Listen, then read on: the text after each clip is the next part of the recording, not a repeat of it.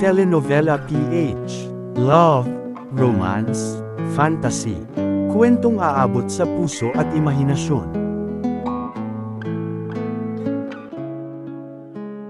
Langit, Lupa, Impyerno. Book 6, Ang Digmaan ng Dragon Blood.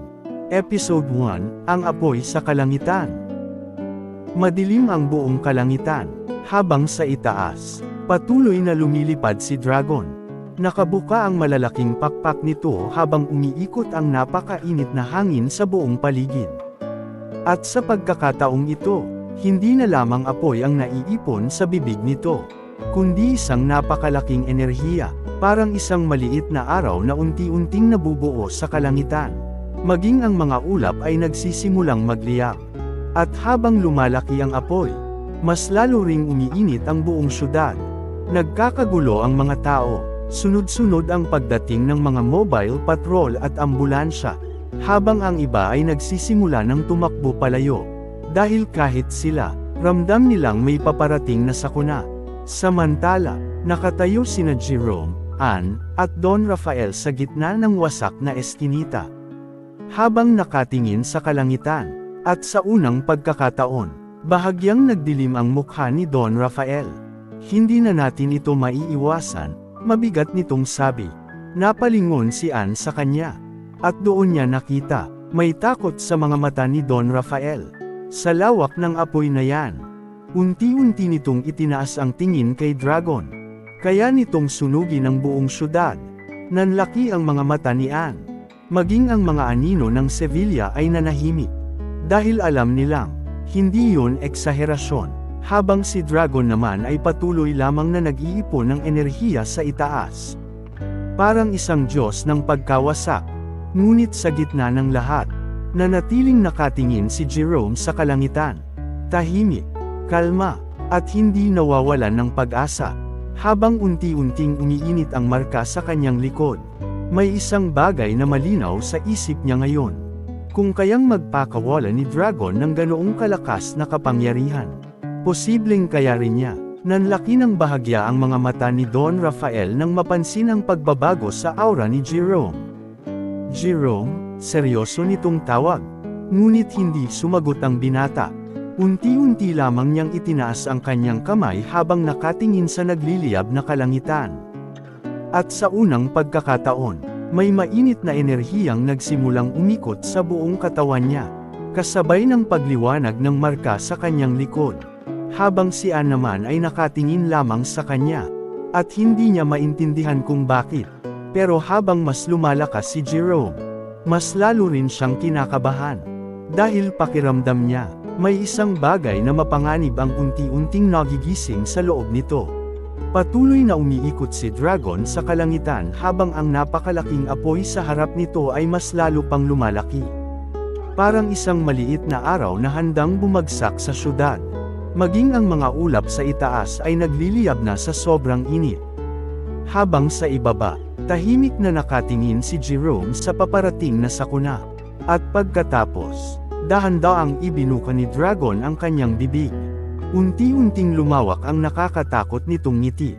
At ito ang katapusan, malalim nitong sabi. Kasabay noon, isang napakalaking bola ng apoy ang tuluyang pinakawalan ni Dragon mula sa kalangitan. Umalangaw-ngaw ang nakakabinging pagsabog habang mabilis itong bumabagsak pababa. Parang meteorong gawa sa apoy. Nanlaki ang mga mata ng lahat. Maging ang mga pulis ay tuluyang natulala. Dahil sa laki noon. Parang walang makakaligtas. Jerome, sigaw ni Ann. Ngunit sa gitna ng lahat, nanatiling nakatayo si Jerome. Hindi siya gumalaw, hindi umatras. Dahan-dahan lamang niyang itinaas ang kanyang kamay patungo sa naglalagablab na apoy. Kasabay noon, biglang umiikot ang napakainit na hangin sa paligid niya. Sa una, mahina lamang, ngunit habang papalapit ang napakalaking apoy, mas lalo ring lumalakas ang hangin sa paligid ni Jerome. Unti-unting umiikot ang apoy sa kanyang paligid. Parang may hindi nakikitang puwersang sumasalubong dito. Nanlaki ang mga mata ni Don Rafael. Hindi maaari, habang si Jerome naman ay mariing nakatingin sa naglalagablab na apoy sa itaas. At sa unang pagkakataon, ramdam niya ang kakaibang koneksyon sa kapangyarihan ni Dragon. Parang naiintindihan ng katawan niya kung paano ito gumagana. At doon, mas lalo niyang pinakawalan ang enerhiyang nasa loob niya. Biglang lumakas ang umiikot na hangin sa paligid niya. Parang isang higanteng bagyo ng init at puwersa. At habang bumabagsak ang napakalaking apoy, unti-unti itong napipigilan. Mabagal, ngunit malinaw. Parang may pader ng hangin na humaharang dito. Nagliyab ang buong paligid habang nagsasalpukan ang dalawang napakalakas na kapangyarihan. Maging ang lupa ay nagsimulang mabitak. Habang ang mga gusali sa paligid ay nanginginig sa sobrang lakas ng pressure. Namangha ang lahat, maging ang mga pulis, ang mga anino ng Sevilla, at higit sa lahat, si Don Rafael, dahil ngayon niya lamang nakita, na kayang salagin ni Jerome ang kapangyarihan ni Dragon. At sa sandaling iyon, unti-unti niyang naisip ang isang bagay na matagal niyang kinatatakutan, na maaari, mas malakas pa si Jerome kaysa kay Dragon. Patuloy na nagbabanggaan ang dalawang napakalakas na kapangyarihan sa kalangitan. Sa isang banda, ang naglalagablab na apoy ni Dragon. At sa kabilang banda, ang umiikot na hangin at enerhiya na pilit kinokontrol ni Jerome. Yumanig ang buong syudad, maging ang mga gusali sa paligid ay nagsisimula ng mabasag sa sobrang lakas ng pressure. Habang si Jerome naman ay nakatayo sa gitna ng nagliliyab na impyerno. Nakataas ang kamay, pilit na pinipigilan ang napakalaking apoy. Ngunit mula sa itaas, unti-unting nagdilim ang ekspresyon ni Dragon. Dahil ramdam nitong humihina ang kanyang apoy. Hindi sapat, malamig nitong bulong. At sa sumunod na sandali, bigla nitong ibinuko ng mas malaki ang bibig. Isang napakalakas na ihip ang pinakawalan ni Dragon. Kasabay noon, mas lalong lumaki ang apoy. Parang sumabog ang kalangitan habang mas lalo pang lumawak ang naglalagablab na apoy. Maging ang mga ulap sa paligid ay tuluyang nilamon ng init. Nanlaki ang mga mata ni Don Rafael. Jerome, sigaw nito, dahil ngayon, mas bumibigat na ang puwersang bumabagsak sa kanila. Unti-unting nagsisimulang lumubog ang mga paa ni Jerome sa sementadong kalsada dahil sa sobrang pressure. Nababasag ang lupa sa ilalim niya, habang ang kanyang braso ay nagsisimula ng manginig. Maging ang mga ugat sa kanyang leeg ay nakaumbok na sa sobrang pagpilit. Ngunit hindi siya sumusuko, pilit pa rin niyang pinipigilan ang apoy. Unti-unting lumalakas ang hangin sa paligid niya habang ibinubuhos niya ang lahat ng natitira niyang lakas. Ngunit kahit ganoon, ramdam niya ang sakit. Parang unti-unting sinusunog ng kapangyarihan ang buong katawan niya mula sa loob. At nakita iyon ni Anne. Nanlaki ang kanyang mga mata habang nakatingin kay Jerome. Ramdam niya ang sakit nito, ang hirap ng bawat paghinga nito, at ang desperadong pagpigil nito para protektahan silang lahat. Jerome, nanginginig niyang bulong. Habang nakatingin siya sa likod ng binata, patuloy ding nagliliwanag ang marka nito. At sa hindi maipaliwanag na dahilan, parang may tumatawag sa loob ni Anne. Parang may gustong kumawala. At habang pinapanood niya si Jerome na unti-unting nahihirapan, mas lalo ring umiinit ang marka sa kanyang likod. Kasabay ng unti-unting paglabas ng kakaibang enerhiya mula sa kanyang katawan. Nagliliyab ang buong kalangitan habang patuloy na bumabagsak ang napakalaking apoy ni Dragon. At sa ibaba, patuloy ding lumalaban si Jerome. Nakataas ang kanyang kamay habang pilit na pinipigilan ang naglalagablab na impyerno sa ibabaw nila. Ngunit ngayon, halos hindi na niya kayanin. Mabigat na mabigat ang kanyang paghinga. Ang kanyang mga tuhod ay unti-unti nang lumuluhod dahil sa sobrang pressure. At ang kanyang balat, unti-unti nang nasusunog sa matinding init. Umalangaw-ngaw ang sigaw ni Jerome habang pilit niyang ibinibigay ang lahat ng lakas niya. Ngunit mula sa malayo, nakatingin lamang si Anne. At habang pinapanood niya ang paghihirap ni Jerome, unti-unting pamatak ang kanyang mga luha. Jerome, nanginginig ang kanyang boses, dahil ngayon niya lamang nakita kung gaano kabigat ang pasan ng binata. At kung gaano ito nasasaktan para protektahan silang lahat. Gusto niyang tumulong. Gusto niyang gawin ang lahat. Pero hindi niya alam kung paano. At doon, biglang may kakaibang init na kumalat sa kanyang katawan. Kasabay ng pagliwanag ng marka sa kanyang likod. Maya-maya, kusang gumalaw ang kanyang mga paa. Dahan-dahan siyang naglakad palapit kay Jerome. Nanlaki ang mga mata ni Don Rafael. "Ann, tumigil ka," sigaw nito. Mabilis siyang kumilos upang pigilan ang dalaga. Ngunit nang akmang hahawakan na niya ito, biglang may malakas na puwersang nagtulak sa kanya palayo. Napaatras si Don Rafael habang nanlalaki ang mga mata. Anong? Dahil hindi niya iyon makita. Ngunit malinaw niyang naramdaman. May kung anong kapangyarihang nakapalibot ngayon kay Ann. At habang palapit ng palapit si Ann kay Jerome, mas lalo ring lumalakas ang liwanag ng marka sa kanyang likod. Habang siya naman ay patuloy na umiiyak. Hindi dahil sa takot, kundi dahil nasasaktan siyang makita si Jerome na mag-isang lumalaban. At sa bawat hakbang niya, unti-unting kumakalma ang nagwawalang enerhiya sa paligid ni Jerome. Parang, kinikilala siya ng mismong kapangyarihan ng Dragon Blood. Patuloy na nagliliyab ang buong kalangitan habang pilit na pinipigilan ni Jerome ang napakalaking apoy ni Dragon. Halos hindi na siya makahinga. Mabigat ang kanyang katawan, at pakiramdam niya, unti-unti na siyang nauubusan ng lakas. Ngunit sa gitna ng lahat, bigla niyang naramdaman ang isang pamilyar na presensya sa kanyang likuran. Mainit, kalma, at nagbibigay ng kakaibang kapanatagan. Nanlaki ng bahagya ang mga mata ni Jerome. "Ann, mabigat niyang nilingan ang dalaga. At anong ginagawa mo dito?" Halatang nag-aalala siya, dahil ramdam niyang sobrang delikado ng kapangyarihang bumabalot sa paligid nila. Ngunit kahit nanginginig, unti-unting umiling si Ann habang umiiyak. "Gusto kong tumulong." Mabigat ang kanyang paghinga habang nakatingin kay Jerome. "Hindi ka nag-iisa sa laban na ito." Unti-unting pamatak ang luha sa kanyang mga mata. "At kasama mo ako." Nanlaki ang mga mata ni Jerome. Bago pa siya makapagsalita, agad siyang niyakap ni Ann mula sa likod. At sa mismong sandaling iyon, biglang nagliwanag ang kanilang mga marka. Isang nakakasilaw na liwanag ang sumabog mula sa katawan nilang dalawa. Maging ang buong paligid ay nayanig.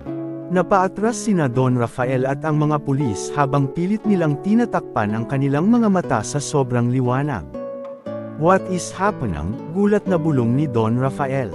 Habang sa gitna ng liwanag, unti-unting nagbago ang pakiramdam ni Jerome. Nawala ang sakit, nawala ang pagod, at sa unang pagkakataon, parang naging isa ang tibok ng puso nilang dalawa ni Ann. Kasabay noon, isang bagong enerhiya ang unti-unting nabuo sa paligid nila. Hindi ito katulad ng apoy ni Dragon. Hindi rin katulad ng naglalagablab na aura ni Jerome.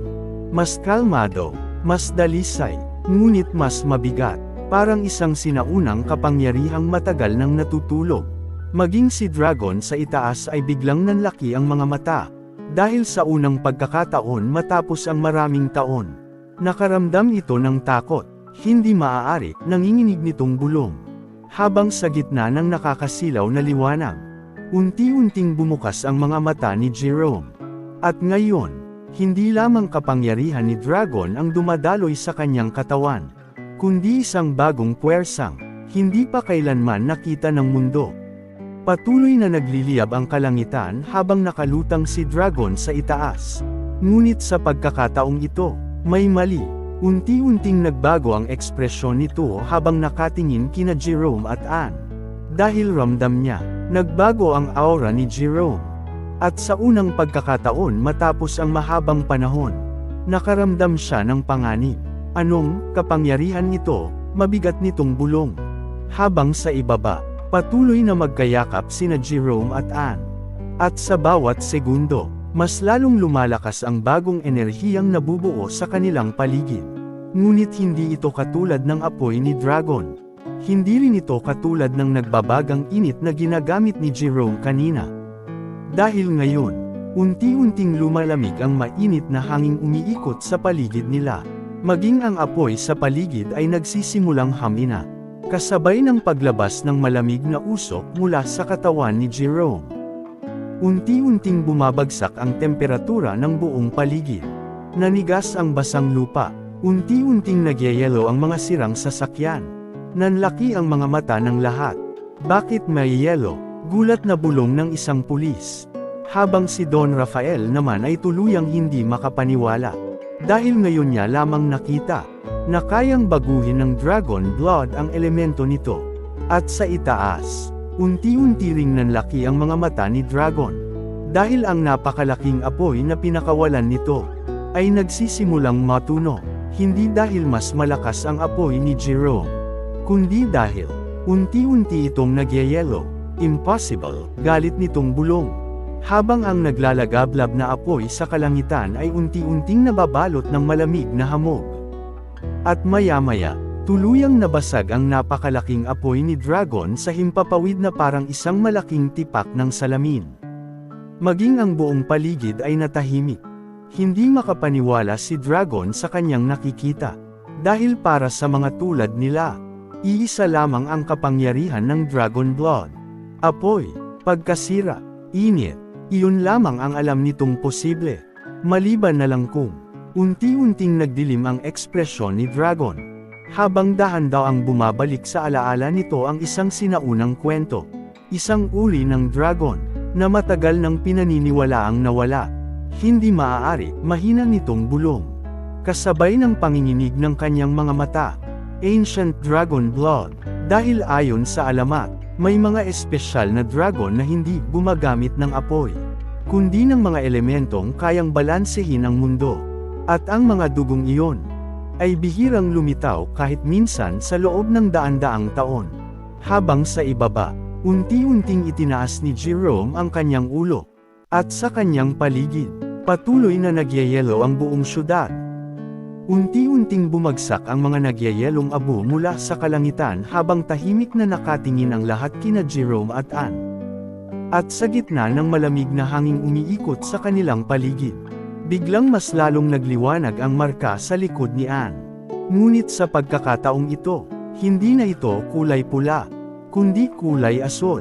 Isang malamig ngunit napakagandang liwanag ang unti-unting bumalot sa kanyang marka. Parang simbolo ng nyebe, ng sinaunang yelo, ng kapangyarihang kabaligtaran ng apoy. Nanlaki ang mga mata ni Don Rafael. Blue Dragon. Hindi siya makapaniwala, dahil ayon sa mga alamat, ang asul na marka ay simbolo ng sinaunang dragon blood na kayang kontrolin ang lamig at yelo. Mga dragon na sinasabing tagapagbalanse ng pagkawasak. At habang lalong lumiliwanag ang marka ni Anne, mas lalo namang lumalamig ang buong paligid. Maging ang apoy sa katawan ni Dragon ay nagsisimulang mawala ng init. Samantala sa itaas, unti-unti nang bumibigat ang paghinga ni Dragon.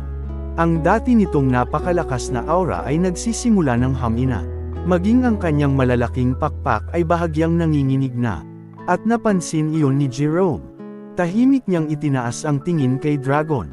Habang ang malamig na hangin ay umiikot sa kanyang paligid. At sa unang pagkakataon, parang ganap na niyang kontrolado ang bagong kapangyarihang dumadaloy sa kanyang katawan. Maya-maya, dahan-dahan siyang lumingon kay Anne. Tahimik ang kanyang mga mata. Ngunit ngayon, mas kalmado na siya.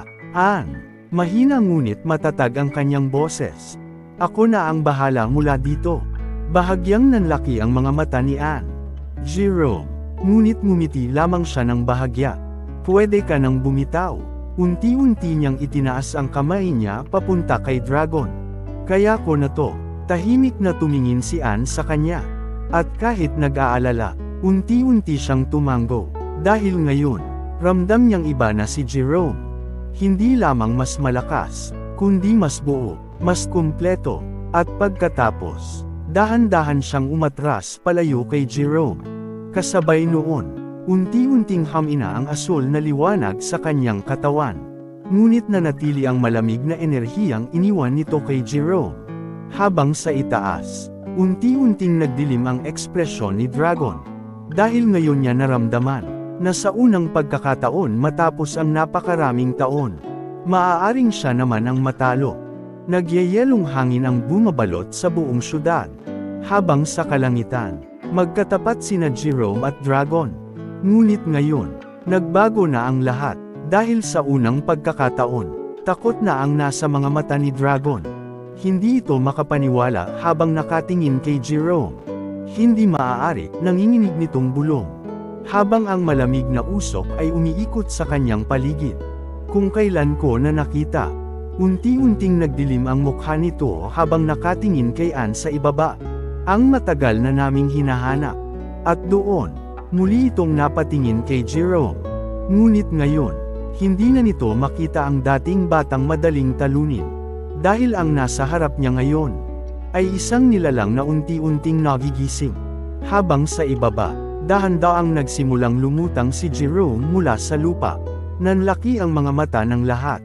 Dahil kahit wala siyang pakpak tulad ni Dragon, unti-unti siyang umaangat sa hangin. Ang pinaghalong puwersa ng init at lamig na umiikot sa kanyang katawan. Ang siyang nagpapalutang sa kanya. Mabilis na umiikot ang dalawang magkasalungat na enerhiya sa paligid niya. Apoy, at yelo, pagkasira, at balanse, hanggang sa unti-unti siyang pumantay kay Dragon sa kalangitan. Tahimik ang buong paligid, maging si Dragon ay hindi makagalaw habang nakatingin kay Jerome. At sa sandaling iyon, dahan-daang ibinuka ni Jerome ang kanyang dalawang kamay paarap kay Dragon. Kasabay noon, mas lalong lumakas ang hangin. Umikot ang napakalakas na pressure sa kalangitan. At mula sa kanyang mga palad, unti-unting may nabubuong apoy. Sa una, maliit lamang, ngunit habang tumatagal, mas lalo itong lumalaki. At kakaiba ang apoy na iyon. Hindi ito ordinaryong apoy, dahil sa gitna nito, may halong kulay asul at puti. Parang apoy na kayang sunugin. At sabay na kayang magyelo. Nanlaki ang mga mata ni Dragon. Dahil agad nitong nakilala kung ano iyon. Apoy ng pagkawasak, nanginginig nitong bulong. Isang kapangyarihang matagal nang nawala sa mundo. At ayon sa alamat, ang apoy na iyon ay refleksyon ng mismong kapangyarihan ng Dragon King. Habang si Jerome naman, tahimik lamang na nakatingin kay Dragon. At sa unang pagkakataon, wala nang galit sa kanyang mga mata, kundi malamig na determinasyon. At tatapusin ko na ito, mahina niyang sabi. Kasabay ng patuloy na paglaki ng apoy sa kanyang mga palad. Tahimik ang buong kalangitan, habang magkatapat sina Jerome at Dragon sa gitna ng umiikot na apoy at nagyayelong hangin. At sa pagitan nila, nararamdaman ng lahat ang napakalakas na pressure. Parang mismong kalangitan ay handang mabiyak anumang oras. Samantala, patuloy na lumalaki ang dambuhalang apoy sa mga palad ni Jerome. Apoy ng pagkawasak. Kapangyarihang matagal nang nawala sa mundo. Habang si Dragon naman ay mabigat na ang paghinga. Sugatan, nanghihina, at sa unang pagkakataon, wala na siyang maramdamang pagtakas. Unti-unti nitong itinaas ang tingin kay Jerome. At doon niya nakita, hindi na ang batang kanina lamang ay pilit lumalaban. Kundi isang nilalang na unti-unting nagigising bilang tunay na Dragon Blood. Mula sa kalangitan. Unti-unting nagliwanag ang mga mata ni Jerome. Kasabay ng pag-ikot ng apoy at yelo sa kanyang paligid. At pagkatapos, isang napakalakas na sigaw ang pinakawalan ni Jerome. Kasabay noon, tuluyan niyang pinakawalan ng dambuhalang apoy mula sa kanyang dalawang kamay. Umalangaw-ngaw ang nakakabinging pagsabog sa buong syudad. Parang mismong langit ang bumukas. Mabilis na nilamon ng napakalaking apoy ang buong kalangitan habang diretso itong papunta kay Dragon. At dahil ubos na ang kanyang lakas, hindi na ito nakaiwas. Nanlaki ang mga mata ni Dragon habang nakatingin sa paparating na liwanag. At sa loob ng ilang segundo, parang bumagal ang oras, hanggang sa tuluyang nilamon ng apoy ng pagkawasak si Dragon. Nagliwanag ang buong kalangitan na parang sumabog ang isang araw sa itaas ng syudad. Maging ang mga tao sa malalayong lugar ay napatingala sa liwanag na iyon. At pagkatapos, tahimik, unti-unting hamina ang nagwawalang hangin. Nawala ang apoy, nawala ang yelo, at sa gitna ng madilim na kalangitan, Wala na si Dragon. Unti-unting nanlaki ang mga mata ng lahat habang may kung anong dahan-daang nalalaglag mula sa itaas. Hindi katawan, hindi dugo, kundi mga abo, maitim na abo na unti-unting tinatangay ng hangin pababa. Tahimik na pinapanood iyon ni Don Rafael. Maging ang mga pulis at anino ng Sevilla ay hindi makapagsalita. Dahil alam nilang, nasaksihan nila ang pagbagsak ng isang halimaw. Habang si Jerome naman ay nanatiling nakalutang sa kalangitan. Tahimik, nakapikit, at habang unti-unting bumabagsak ang abo ni Dragon mula sa langit. Dahan-daang bumukas ang mga mata ni Jerome. Ngunit sa pagkakataong iyon, may kakaiba ng liwanag sa kanyang mga mata. Unti-unting bumabagsak ang mga abo mula sa kalangitan. Parang maitim na nyebe na tinatangay ng malamig na hangin sa buong syudad. Tahimik ang lahat. Maging ang mga pulis, ang mga anino ng Sevilla, at si Don Rafael, dahil hanggang ngayon, hindi pa rin sila makapaniwala sa kanilang nasaksihan. Patay na si Dragon.